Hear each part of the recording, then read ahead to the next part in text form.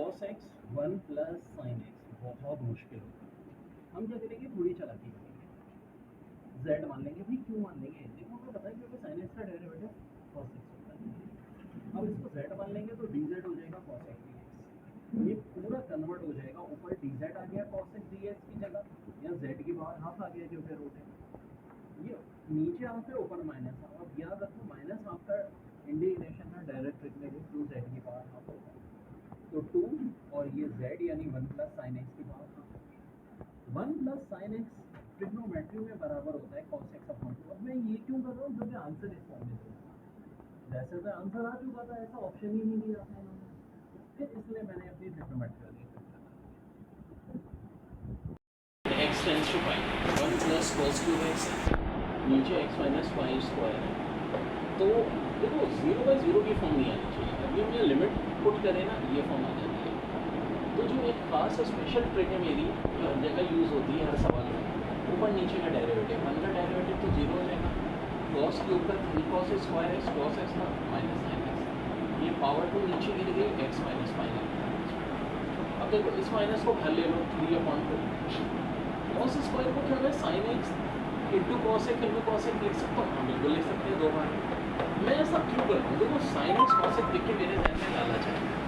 लालच ये आई कि अगर मैं यहाँ अपने पास से 2 मल्टीप्लाई कर दूँ तो 2 डिवाइड भी करना पड़ेगा। ये पूरी चीज़ क्या बन जाएगी, साइन 2x बन जाएगा, ये कॉस एक्स ऐसे ही रहेगा, और ये 2 2 3/4 हो जाएगा। क्योंकि देखो अभी भी अगर हम लिमिट अप्लाई कर रहे हैं ना, तो 0/0 की फॉर्म आएगी। अब हम u इंटू वी का फार्मूला लगाएंगे। इसको u मान लो तो ये v का डेरिवेटिव माइनस साइन एक्स, फिर cos x को v मान लो तो sin 2x का derivative cos 2x multiply by 2। अब देखो लिमिट अप्लाई करेंगे, नीचे x का डेरिवेटिव 1 होगा, खाली कॉस्ट उड़ जाएगा।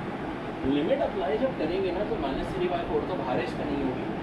अब देखो पाई, हाँ भाई पाई इंटू 2 पाई, 2 पाई का मतलब है साइन 360। साइन 360 0 होता है, तो ये तो खत्म हो जाएगा। यहाँ देखो ये 2 तो यहाँ आ जाएगा पहले, ठीक है पहले आ जाएगा। हाँ भाई cos पाई का मतलब होता है -1, और यहाँ अगर 2x है तो 2 पाई 1 होता है, तो -1 इंटू 1 इंटू 2 -2 यहाँ से हो जाएगा। अब ऑब्वियस सी बात है माइनस माइनस भी कट जाएगा, फाइनल आंसर 3/2। बहुत ही धुआंधार सवाल है, स्टेपिंग इसकी गौर से देखें। ये सवाल बहुत ही ख़तरनाक है, कई बार इसमें ट्रिक लगानी पड़ेगी। e की पावर x माइनस e की power sine x upon x minus sine x, और लिमिट x टेंड्स टू 0। चक्कर ये है कि 0/0 की फॉर्म नहीं आनी चाहिए। पहली दफ़ा डेरिवेटिव लेंगे e की पावर x तो चेंज नहीं होगा, x का डेरिवेटिव -1 हो जाएगा, साइन x का cos x हो जाएगा। e की पावर साइन x आएगी, साइन x का डेरिवेटिव cos x आ जाएगा। अगले स्टेप में देखो 1 का डेरिवेटिव तो 0, माइनस कॉस एक्स का माइनस साइन एक्स होता है, माइनस साइन एक्स प्लस हो गया, ये e की पावर x चेंज नहीं होगा। माइनस कॉमन लेके देखो u इंटू वी का फार्मूला लगा, तो ये हमारा e और साइन एक्स ऐसे ही रहा, कॉस एक्स का डेरिवेटिव माइनस साइन एक्स, फिर कॉस एक्स ऐसे ही रहा, e की पावर साइन एक्स का डेरिवेटिव एक बार तो e और साइन एक्स, फिर इंटू कॉस एक्स। अब इसको ज़रा रीअरेंज करो, ये माइनस माइनस यहाँ ये प्लस हो जाएगा, e की पावर साइन एक्स और ये कॉस स्क्वायर एक्स।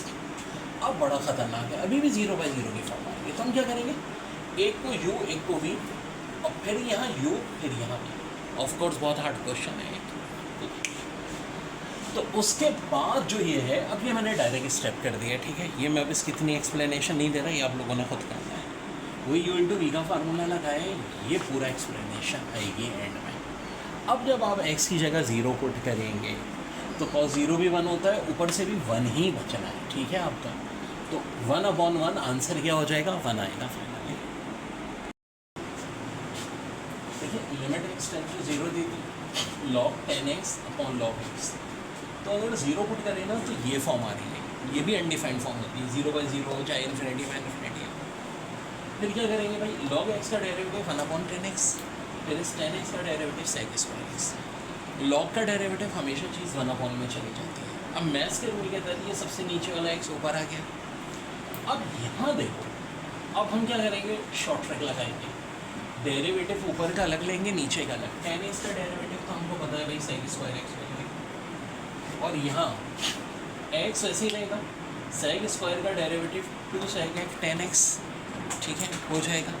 और फिर एक बार दोबारा सेक एक्स भी आएगा क्योंकि आगे हमने 10 कर लेना होगा डेरिवेटिव। और यहाँ सेक स्क्वायर एक्स को हम छेड़ेंगे ही नहीं, एक्स का डेरिवेटिव बराबर 1 क्या आ जाएगा। अब ऊपर से अगर हम सेक स्क्वायर एक्स कॉमन ले लें तो इधर 1 बचेगा, यहाँ 2x 10x बचेगा और नीचे वाला सेक स्क्वायर एक्स कैंसिल हो जाएगा।